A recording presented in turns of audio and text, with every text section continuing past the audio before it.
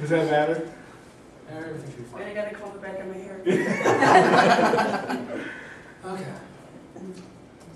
Hello, I'm Kaylee Phillips. Some of you may know me from previous speeches such as that one cell phone speech and that un-American rant.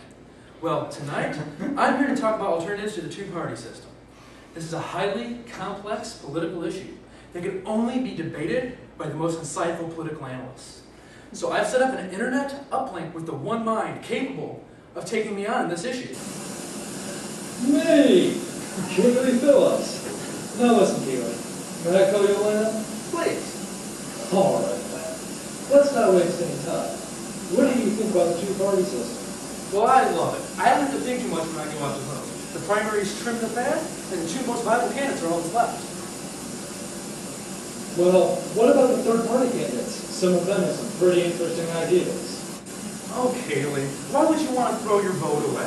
A vote for the lesser of two evils is good enough for me. Well, I think we need a better alternative. Oh, really? What can I do to uproot the entire American voting system? Well, for starters, we more likely represent the will of the voters. There is that. Okay, but how do you get rid of the two-party voting system? One man, one vote. That's the fair way to run things, and that leads to two-party politics, doesn't it? That it does, Lana.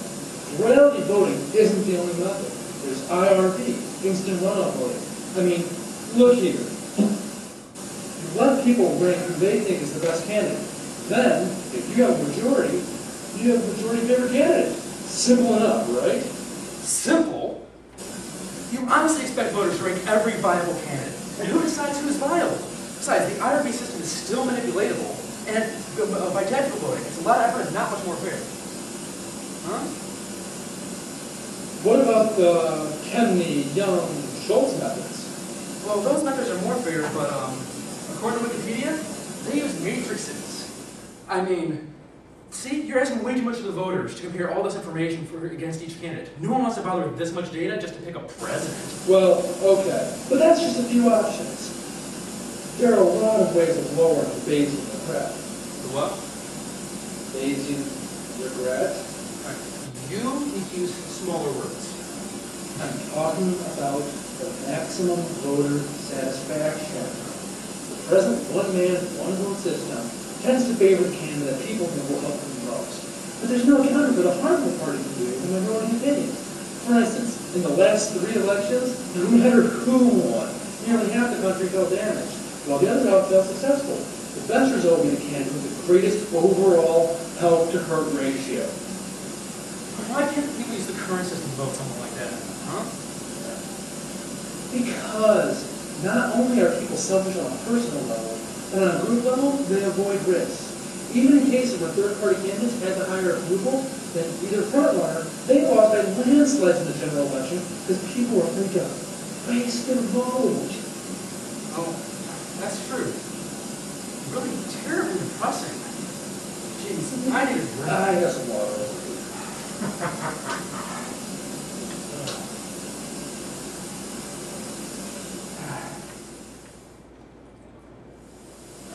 Thanks, man. Whoa, sleight of hand doing this.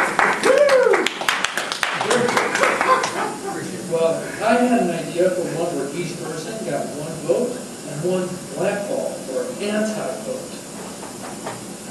I don't see anything about that on Wikipedia.